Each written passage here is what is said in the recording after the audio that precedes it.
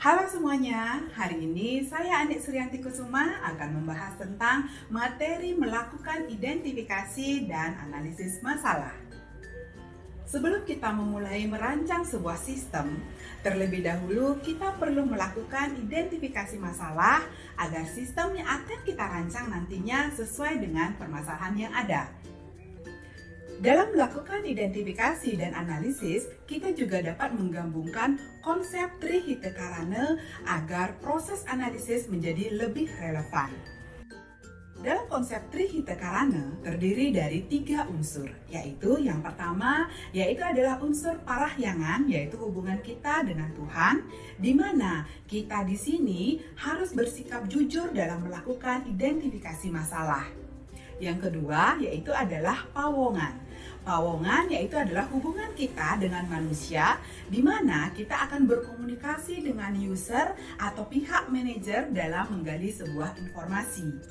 Yang ketiga adalah palemahan, yaitu hubungan kita dengan alam, di mana sistem yang akan kita usulkan nantinya tidak merusak alam. Langkah-langkah dalam melakukan identifikasi masalah yang pertama adalah dengan menentukan penyebab dari permasalahan tersebut. Sebagai contoh, pada suatu perusahaan, biaya persediaan meningkat dari tahun ke tahun. Maka harus kita cari jawabannya mengapa biaya persediaan tersebut meningkat. Sehingga dengan demikian harus dicari penyebab terjadinya masalah peningkatan biaya persediaan. Yang kedua adalah dengan menentukan titik keputusan.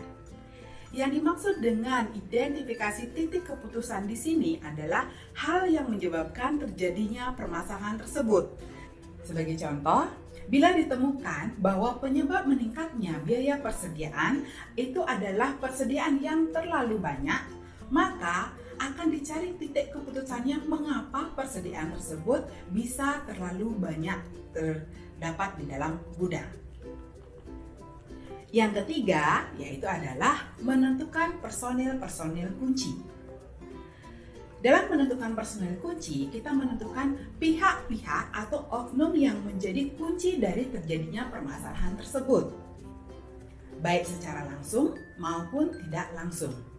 Sebagai contoh, bila telah diketahui titik permasalahan dari contoh yang sebelumnya, yaitu adalah kurangnya pengawasan persediaan, maka kita telusuri personil-personil mana yang bertugas dan bertanggung jawab terhadap dengan titik keputusan tersebut. Yang keempat adalah memahami kinerja dari sistem yang ada. Dalam hal ini, kita akan mempelajari bagaimana sistem yang ada dan yang sedang digunakan. Untuk hal tersebut diperlukan data yang dapat diperoleh dengan menggunakan teknik pengumpulan data seperti wawancara, observasi, daftar pertanyaan, dan pengambilan sampel. Saat melakukan wawancara, kita harus menggunakan konsep pawongan di sini, di mana kita harus menghargai lawan bicara kita, tidak menyela, dan berusaha menjadi pendengar yang baik.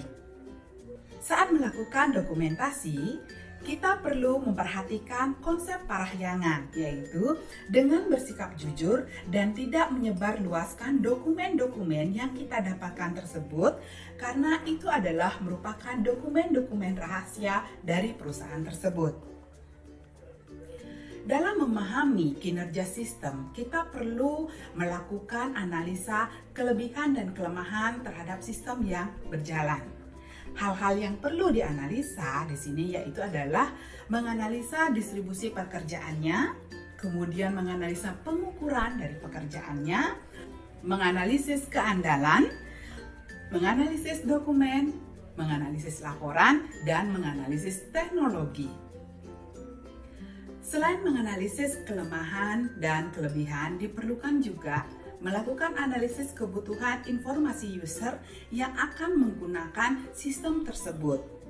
Apakah sistem tersebut nantinya digunakan oleh orang tua atau anak muda yang golongan milenial? Yang terakhir yaitu adalah kita melakukan pembuatan laporan hasil analisis.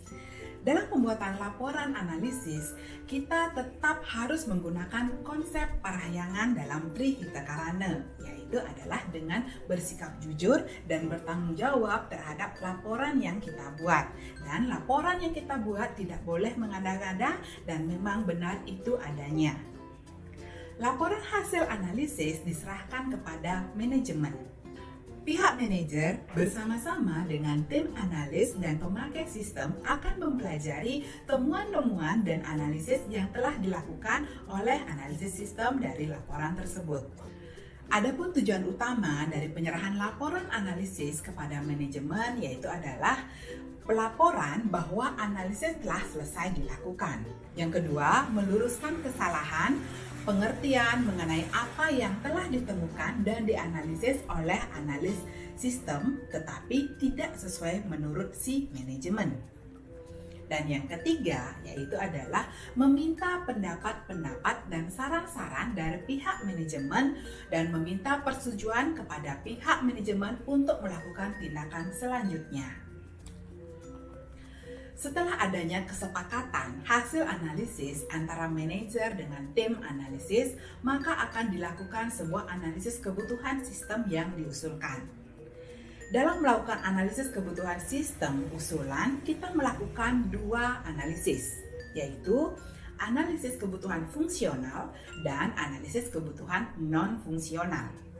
Nah, analisis kebutuhan fungsional itu maksudnya adalah sistem wajib melakukan fungsi apa yang ada di dalam sistem yang akan dibuat. Sebagai contoh, pengelolaan data master, pengelolaan transaksi barang, dan lainnya.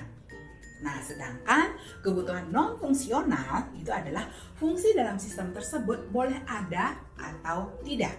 Jadi, tidak wajib di dalam sistem yang diusulkan tersebut fungsi tersebut ada. Sebagai contoh, enkripsi, dekripsi data. Nah, demikian cara melakukan identifikasi dan analisis masalah sebelum kita melakukan perancangan sebuah sistem informasi.